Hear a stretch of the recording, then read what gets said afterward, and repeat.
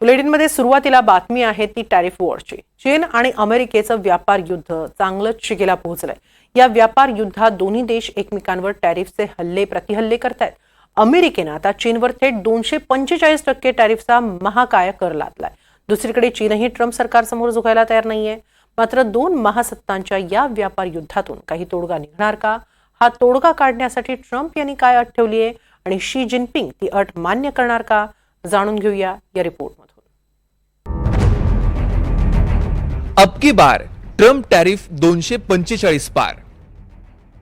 अमेरिकेचा चीनवर पुन्हा टॅरिफ वार। 14 दिवसांपूर्वी जगातल्या दोन महासत्तांमध्ये सुरू झालेलं टॅरिफ वॉर रोज एक नवं शिखर गाठतंय। आता तर डोनाल्ड ट्रम्प यांनी चीनवर थेट 245% टॅरिफ लादून नवा विक्रम रचलाय। इथे ना डोनाल्ड ट्रम्प माघार घेतायत ना शी जिनपिंग झुकायला तयार आहेत।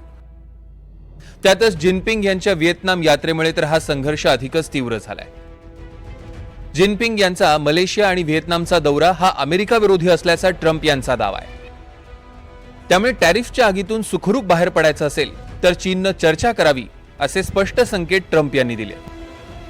अध्यक्ष डोनाल्ड ट्रम्प यांनी चीनबाबतची आपली भूमिका अगदी स्पष्ट केली आहे आणि त्यांनी माझ्यासोबत चर्चा केलेल्या काही गोष्टी मी तुम्हाला सांगते। चेंडू आता चीनच्या कोर्टात आहे। चीनलाच आमच्यासोबत चर्चेसाठी पुढाकार घ्यावा लागेल। आम्ही त्यांच्यासोबत चर्चेसाठी पुढाकार घेणार नाहीये। आमच्या दृष्टीनं चीन आणि इतर देशांमध्ये काहीच फरक नाहीये। चीनला तेच हवंय जे अमेरिकेकडे आहे, इतर देशांनाही तेच हवंय जे आमच्याकडे आहे आणि त्यांना हवे असलेले ग्राहक आमच्याकडे आहेत। दुसऱ्या शब्दात सांगायचं झालं तर त्यांना आमचा पैसा हवाय। त्यामुळे ट्रम्प यांनी स्पष्ट सांगितलंय की चर्चेसाठी अमेरिकेचे दरवाजे कायम खुले आहेत, पण चीनलाच चर्चेसाठी पुढे यावं लागेल। अमेरिकेच्या दबावामुळे चीनसमोर मोठं आर्थिक संकट उभं राहिलंय। ट्रम्प चीनला व्यापार युद्धाच्या दरीत लोटण्याची एकही संधी सोडत नाहीये। म्हणूनच चीनवर 34% सुरू झालेलं टॅरिफ 245% पोहोचलंय। ट्रम्प यांच्या टॅरिफमुळे चीनचा जीडीपी 1.5% घसरल्याची माहिती समोर आली आहे। मात्र चीनही अमेरिकेचा दबाव झुगारून अमेरिकेला जशास तसं उत्तर देतोय। टॅरिफचा दबाव फक्त काही दिवसांपुरता मर्यादित असेल असा विश्वास चीनकडून व्यक्त केला जातोय।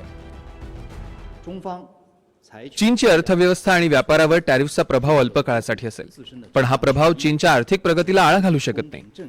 आपल्याकडे मजबूत पायाभूत सुविधा आणि क्षमता आहे, ज्यामुळे आपण नुकसान भरून काढू। आम्ही सध्या टॅरिफमुळे निर्माण झालेला दबाव कमी करण्यासाठी सक्षम आहोत।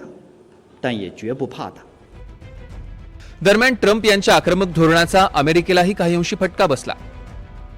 अमेरिका मंदीच्या दरीत लुटली जात असताना ट्रम्प यांना आपल्या चुकीची उपरती झाली आणि जगभरातील देशांवर टॅरिफ लादण्याच्या 9 दिवसातच आपला निर्णय मागे घेत 90 दिवसांची स्थगिती दिली। पुढे स्मार्टफोन, संगणक, इलेक्ट्रॉनिक चिप्सच्या उत्पादनांना रेसिप्रोकल टॅरिफमधून सूट दिली।